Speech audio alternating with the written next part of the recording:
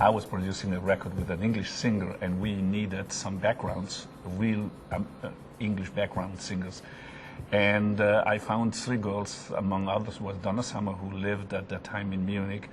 And I said, if I ever have a great song for you to be a singer, I'm going to call you. In fact, I composed a song called The Hostage, which became a small hit.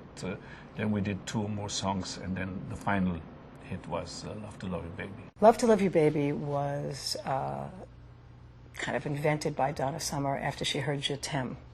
I don't know if Giorgio had told you this, but she had said, let's make a sexy record. And Giorgio said, phew, sexy? Get out of here. She said, I can do this. And so she wrote Love to Love You Baby, and she recorded it in a studio. She had to throw everybody out to do it. This was a religious girl with a very strong family and church ties, learned to sing in the church. She threw everybody out. She did it with one small red light on there and did this whole Love to Love You Baby thing. The way Love to Love You was recorded was basically a mistake of mine. When I did the basic tracks, I sang it, love, love to love you, baby, and I totally missed her key. So if she would sing it low, like the way I sang it, it wouldn't sound, so I would have to re-record it. So she started to sing, oh, love to love you, baby.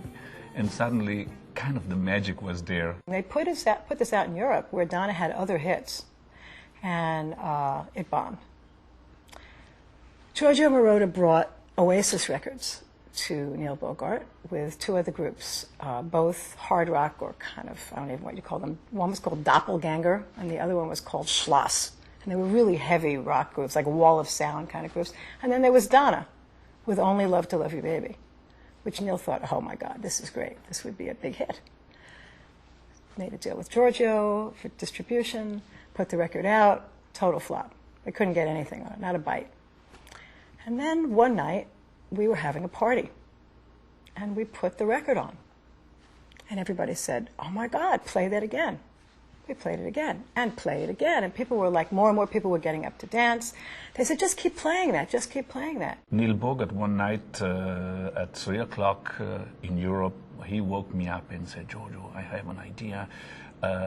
Last night I had a party and I played the song, the 3.5-minute version, and everybody wanted to hear it again and over, so I had an idea. He said, why don't we do a long version, like a whole side of an album?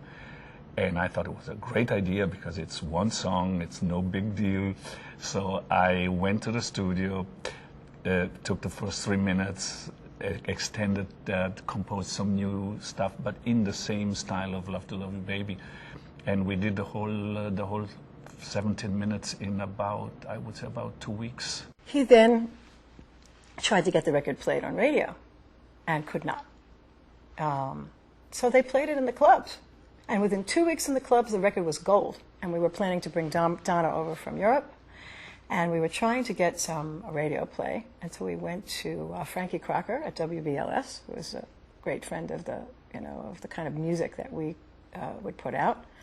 And he said, oh, you crazy? My advertisers will kill me. I can't play something 16 minutes long. I can't do that. So the promotion man tied him up to a pipe and played the record. Used handcuffs, handcuffed him to a pipe where he could not reach his turntable. And during that time, the phone was ringing, the management was calling in, they were crazy, but in the meantime, the phones lit up. I said, this is amazing. It was a big hit, but we knew that her voice was extraordinarily strong, so we had to find a way to come from that little voice, get her into a little stronger voice until the third album we had this big hit, MacArthur Park, where she could blast it out, and that was the transition from that little voice up to her real voice. My take on Donna Summer was that no one was really getting the opportunity to really hear her voice. Her voice was a lot greater than her popular songs. Sometimes she was able to really show off her voice on some of the records that were on her albums that had not been so promoted. But as far as the songs that were promoted, was concerned, they were never hearing her voice because she's got a really great range and a really good voice. Donna never became comfortable with Love to Love You Baby. This is a woman with an amazing voice, amazing talent.